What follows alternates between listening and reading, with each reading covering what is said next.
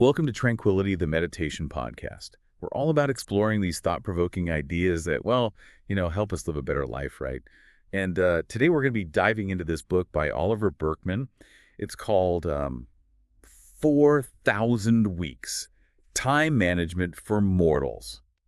So have you ever felt this pressure to be more productive? You know that feeling, right? Like you're constantly chasing some kind of finish line that never seems to, actually exist. Yeah, totally. Berkman really flips the script on all that, conventional time management stuff. And his starting point, it's pretty stark, actually. It's the reality of our limited time here on Earth. He literally calls it out 4,000 weeks. It can be kind of a jolt, Yeah, for sure. but it also kind of sets the stage for a way more authentic, approach to time. I'd even say it's a bit liberating. It definitely makes you rethink things, like that whole idea of doing it all. Mm. So how does accepting, this idea of finite time actually lead to more freedom?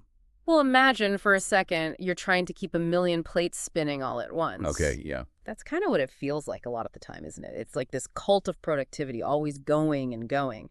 But Berkman, he suggests that by embracing our limitations, he calls it finitude, we can step off that crazy merry-go-round. So instead of endlessly adding more and more plates, we can actually choose the ones that really, truly matter to us and savor the experience of keeping those few spinning, gracefully. Wow, that image is so powerful. Huh. Okay, so instead of just frantically doing everything, we can actually focus on what really nourishes us. Yeah. But how do we actually make those choices? How do we figure out which plates to even keep spinning? Well, it all comes down to getting clear on those priorities. Berkman actually highlights this really cool strategy from, Warren Buffett.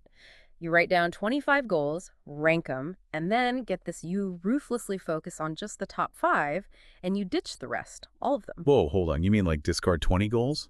Even the good ones? Even the good one, it sounds almost impossible, right? It does. But honestly, it's a super powerful way to really make sure your actions are matching up with your values. Berkman's big on this.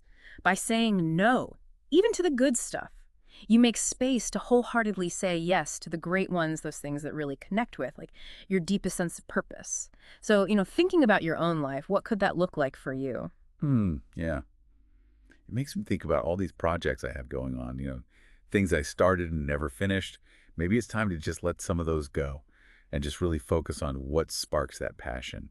I love that. It's so fascinating. Berkman actually argues that these very constraints that we try so hard to overcome, they can actually be the spark for real creativity. Okay, interesting. He tells this amazing story about Bruce Springsteen. So Springsteen was really known for staying up late and sleeping until noon.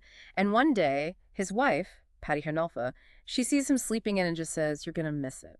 Well, Springsteen is confused, right? So Patty says on to say, "The kids, the morning, it's the best time. They need you most in the morning. They're different than any other time of day. If you don't get up to see it, you're going to miss it." Wow, that's kind of powerful. I could see how that'd be a wake-up call, literally.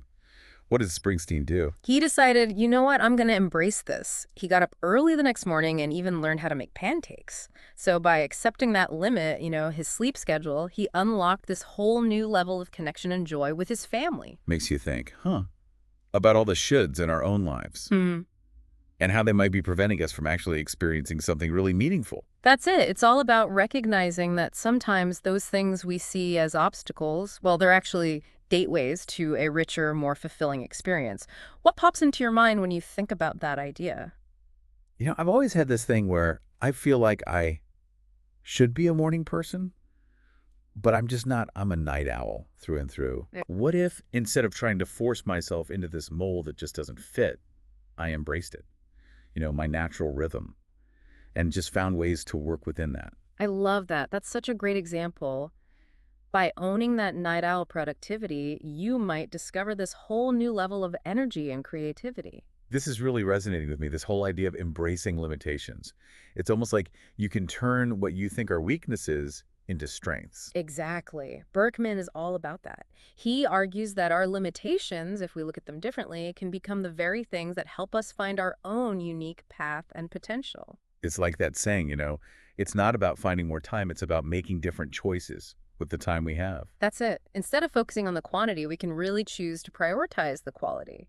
Making sure our actions are lining up with our values, really making each moment count. It's about being present, right? Mm. Not just always striving for something in the future. Right, and realizing that the journey itself is just as important as the destination. This journey is our life, not just the outcome. It's such a powerful reminder to actually savor the present moment.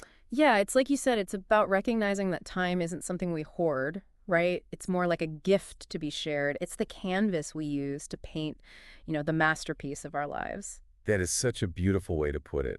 And it really emphasizes the idea that it's not about just adding more hours to the day. It's about actually infusing those hours with real meaning, Mhm. being intentional. Exactly. And you know where that meaning often comes from. It's our relationships. Berkman shares this really touching story about Isa Macau, the New York Times columnist. Macau was thinking about taking on more work so he could, get more stuff for his family. But his daughter, she was 12 at the time, had a totally different perspective. She told him she would rather have 20% more of his time than 20% more stuff. Wow, that's pretty profound for a 12-year-old, don't you think? It really kind of highlights what truly matters at the end of the day, doesn't it? Absolutely. It's a powerful reminder that our presence, our time, and attention, those are the most valuable gifts we can give to the people we care about. It's that quality time, right? Not just quantity. Being fully present, engaged, savoring those moments, even the messy ones. Exactly. And it's important to remember that having choices about our time, well, it's a privilege. Not everyone has that. Some people just have way more flexibility than others, because of work, family, all those things. So this isn't about making anyone feel bad, Yeah. right? Like if they're not productive enough or making the right choices with their time. Not at all. The point is that everyone's situation is different. We can't compare ourselves to others or beat ourselves up for not having it all figured out. It's more about finding that balance, right? What works for us in our own lives. Exactly. And sometimes it's about small changes instead of these huge overhauls. Maybe you start by dedicating 15 minutes a day to something you love, or maybe it's saying no to one thing that's been weighing you down. Okay, that's helpful. So for our listeners, what are some practical ways they can actually start to, put these ideas into practice? Well, one thing that's really powerful is mindfulness. When we bring our attention to this present moment right now, we become more aware of how we're spending our time. And we can see if it's actually lining up with what we value. Notice when you feel pulled in a million directions or like you have to do more than you can handle. So it's about recognizing those patterns in our thinking, those pressures, from society that make us feel like we're never doing enough.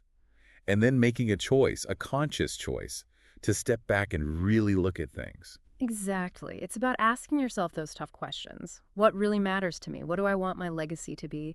And it doesn't have to be something huge, like changing the world. Yeah, could be as simple as being a good parent, a Mhm. supportive friend, someone who brings a bit of beauty into the world. Exactly. And that brings us right back to Berkman's core message. It's not about finding more time. It's about making different choices with the time we already have. Accepting that we can't do everything, but we can do something that's truly meaningful. And maybe, just maybe, that's enough. Right. That's the real secret to this whole time management thing. It's not about cramming more in. It's about picking what truly nourishes us and letting go of the rest. It's about embracing the beauty of those limitations and discovering the freedom that's hidden within them. That freedom to choose, to make those priorities, to savor the journey instead of always chasing after the destination. It's been a really insightful conversation. I feel like I have a whole new perspective on this, honestly. I'm glad to hear that. It's been great exploring this with you. Yeah, it's like this shift, going from scarcity to abundance, not just in terms of stuff, but in that richness of experience we can create within, like, the limits of our 4,000 weeks. It really is. And something just occurred to me.